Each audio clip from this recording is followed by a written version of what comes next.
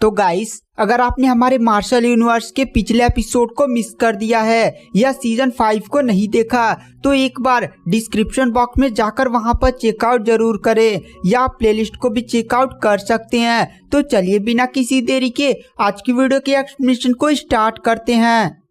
तो इस एपिसोड की स्टार्टिंग वहीं से होती है जहां से पिछला एपिसोड खत्म हुआ था। जो लिंगडोंग था वो यांग सिटी पहुंच चुका था।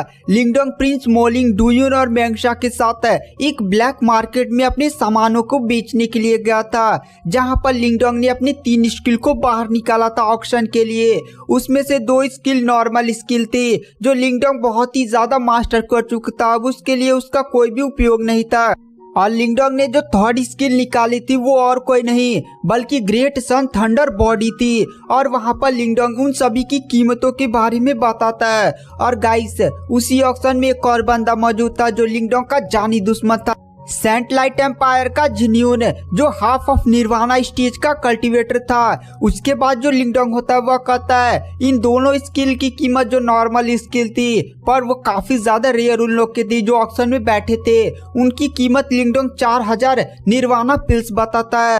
और ग्रेट सन थंडर बॉडी की कीमत 10,000 निर्वाणा पिल्स बताता है। वहां पर पहले लोग इतनी ज्यादा कीमतों को देखकर काफी ज्यादा शौक थे, लेकिन उनमें से जितने भी बंदे थे जो हाई फैमिलीज के थे उन सभी का सबसे ज्यादा इंटरेस्ट लिंगडोंग के ग्रेट सन थंडर बॉडी में था। वो लोग इस फिजिकल बॉडी ट्रेनिंग को किसी भी हालत में पाना चाहते थे। वहां पर बोलियां लगना स्टार्ट हो जाती है। पहली 2 मार्शल आर्ट टेक्निक लिंगडोंग 5-5 हजार निर्वाणा पिल्स में बेच देता है। लिंगडोंग जो होता है जिन बंदों को वो मार्शल आर्ट टेक्निक दे रहा था उनमें थोड़ी सी अपनी एनर्जी डाल देता है। जैसे वह बंदा लिंगडोंग की पहली मार्शल आर्ट टेक्निक को टच करता है उसे बहुत ही ज्यादा स्ट्रॉन्ग फोर्स महसूस होती है और वो बंदा समझ जाता है कि लिंगडोंग ने आखिर स्पिरिचुअल एनर्जी अपनी इस टेक्निक में क्यों डाली थी, क्योंकि लिंगडोंग ये दिखाना चाहता था अगर पैसे नहीं दोगे ना तो यहीं पर काट दूंगा। लिंगडोंग की पावर की आभा को देखकर जिन बंदों ने लिंगडोंग की दोनों टेक्निक को खरीदा था वो समझ गए थे कि लिंगडोंग उन लोगों को क्या बताना चाहता है। उसके बाद जो लिंगडोंग होता है वो ग्रेट सन थंडर बॉडी की बोली लगाना शुरू करता है। ऑडियंस में जितने लोग बैठे थे कोई बोलता है 10,100 निर्वाणा पिल्स, कोई बोलता है 10,200 निर्वाणा पिल्स। ऐसे करते करते 10,500 निर्वाणा पिल्स चली जाती है। तभी वहां पर एक आयरन सेक्ट का बंदा आता है। गाइस, आयरन सेक्ट एक मध्य श्रेणी का सेक्ट है। तो गाइस, मैं आपको यहाँ पर कंट्रीज के बारे में बता देता हूँ। अब यहाँ पर हाई लेवल कंट्रीज की बात होगी। जो ग्रेट यान डायनेस्टी है ना, जहाँ से लिंगडोंग आया है, वो एकदम निम्न श्रेणी या छोटी श्रेणी का कंट्री आप मान सकते हैं। और जैसे सेंट लाइट एम्पायर और आयरन सेक्ट ये लोग मध्य श्रेणी के सेक्ट हैं। और इसके ऊपर हाई लेवल के सेक्ट हैं जो काफी ज्यादा पावरफुल होते हैं और उनके भी कल्टीवेटर इस टेस्ट में पार्टिसिपेट करने के लिए आए हैं, क्योंकि हर एक बंदा चाहे वो हाई लेवल सेक्ट का हो चाहे वो किसी भी सेक्ट का हो, उसका सपना होता है सुपर सेक्ट ज्वाइन करने का। उसके बाद हमें दिखाया जाता है जो आयरन सेक्ट का बंदा होता है वह कहता है 11,000 निर्वाणा पिल्स। वहां पर जितने भी लोग होते हैं वो उस बंदे की तरफ देखते हैं। गाइस, इस बंदे का नाम होता है हाइशा। हाइशा मुस्कुरा रहा था। तभी एक हेवनली स्टील एम्पायर का बंदा जो काफी ज्यादा मोटा और हेल्दी थोड़ा सा था वो खड़ा होकर कहता है 12,000 निर्वाणा पिल्स। तभी जो हाइशा होता है उस मोटू की तरफ देखकर कहता है क्या भाई, तुम्हें सच में लगता है कि यह बंदा तुम्हें टेक्निक 12,000 निर्वाणा पिल्स में देगा? देखो, मैंने जो बोली लगा दी ना वही फाइनल है। यह मुझे 11,000 निर्वाणा पिल्स में ही बेचेगा। और वह मुस्कुराते हुए लिंगडोंग की तरफ देखता है। वह सीधे सीधे लिंगडोंग को धमकी दे रहा था। लिंगडोंग अपनी भौं को सिकोड़ते हुए उस बंदे की तरफ देखकर कहता है अबे चल हट, जो मुझे ज्यादा निर्वाणा पिल्स देगा मैं अपनी टेक्निक उसी को बेचूंगा। यह बात सुनकर हाइशा को काफी ज्यादा गुस्सा आ जाता है और कहता है अबे तू मरना चाहता है क्या? लगता है आज तेरी मौत मेरे हाथों ही लिखी है। वैसे तेरी हिम्मत कैसे हुई मेरी बेइज्जती करने की और मुझसे ऐसी बातें करने की? चल, अब मैं तुझसे ये टेक्निक ना 1,000 निर्वाणा पिल्स में दूंगा। अगर तू 1,000 निर्वाणा पिल्स में मुझे ये टेक्निक नहीं देता ना तो मैं तुझे यहीं पर जान से मार दूंगा। वहां पर लिंगडोंग उसकी बात सुनकर कहता है अबे वैसे तू है कौन? जल्दी से साइड हट, मुझे अपनी नीलामी करना है। फालतू में कुत्ते की तरह भौंक मत।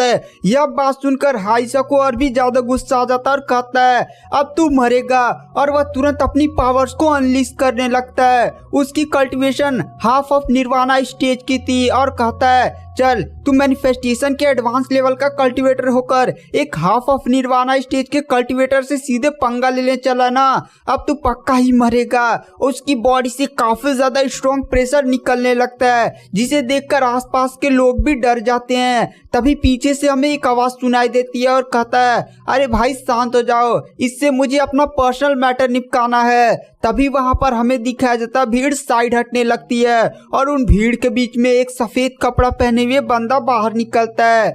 गाइस ये और कोई नहीं बल्कि सेंट लाइट एम्पायर का जिन्यून था। जिन्यून को देखकर वहां पर हाई सकता है अरे जिन्यून भाई आप इसको जानते हो क्या? वहां पर जिन्यून बोलता है हाँ मुझसे इसे बहुत ही ज्यादा पुरानी दुश्मनी तुम समझ सकते हो। इसने ही मेरे सेंट लाइट एम्पायर के बंदों को मारा था। वैसे जिन्यू लिंगडोंग की तरफ देखकर हंसते हुए कहता है मुझे विश्वास नहीं होता कि मैंने जिन 4 मैनिफेस्टेशन एडवांस लेवल के कल्टीवेटर को तुम्हें मारने के लिए भेजा था तुम उन्हें मारकर यहाँ पर आ सकते हो और मेरे सामने बैठकर नीलामी करोगे। तुमने क्या सोचा था मैं तुझे पहचान नहीं पाऊंगा? जो तूने मेरी सेंट लाइट एम्पायर की मार्शल आर्ट टेक्निक सीखी है ना, उसकी आभा मैं तेरी बॉडी के अंदर से डिटेक्ट कर सकता हूँ और मैं जान गया हूँ तू ही लिंगडोंग है। तू क्या सोचता है कि तू मेरे फैमिली के बंदों को मारकर वैसे मेरे सामने आ जाएगा और मैं तुझे पहचान नहीं पाऊंगा?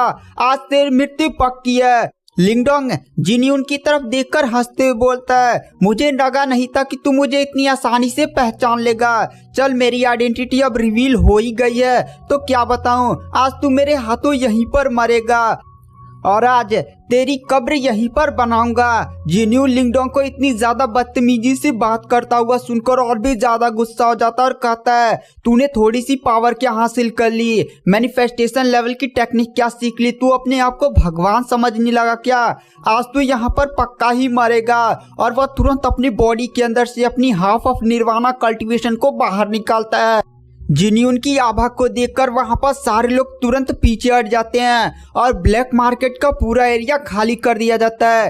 अब ब्लैक मार्केट में लिंगडोंग के पीछे थे प्रिंस मोलिंग, मैंगशा और डुयून। वो लोग भी अब लड़ने के लिए तैयार हो गए थे। लिंगडोंग उन सभी से कहता है आप लोग थोड़ा सा पीछे हटिए, मैं इस साले जिन्यून को थोड़ा सा सबक सिखा दूं। उसके बाद जो प्रिंस मोलिंग होते हैं वो लोग साइड हट जाते हैं पर उनकी नजरें अभी भी सेंट लाइट एम्पायर के नॉर्मल बंदों पर थी जो लिंगडोंग पर पीछे से अटैक ना कर सके। उसके बाद वहां पर जो जिन्यून होता है वो लिंगडोंग की तरफ देख कर कहता है तो ठीक है आज तुम मरने के लिए तैयार हो जा। जो वहां पर जिन्यून होता है वो तुरंत अपना मुक्के से एक एनर्जी फॉर्मेशन बनाता है और वह तुरंत उस फॉर्मेशन को परफॉर्म करते हुए सीधे लिंगडोंग पर अटैक कर देता है। और अचानक से उस फॉर्मेशन के अंदर से एक बहुत ही बड़ा तेंदुआ बाहर निकलता है।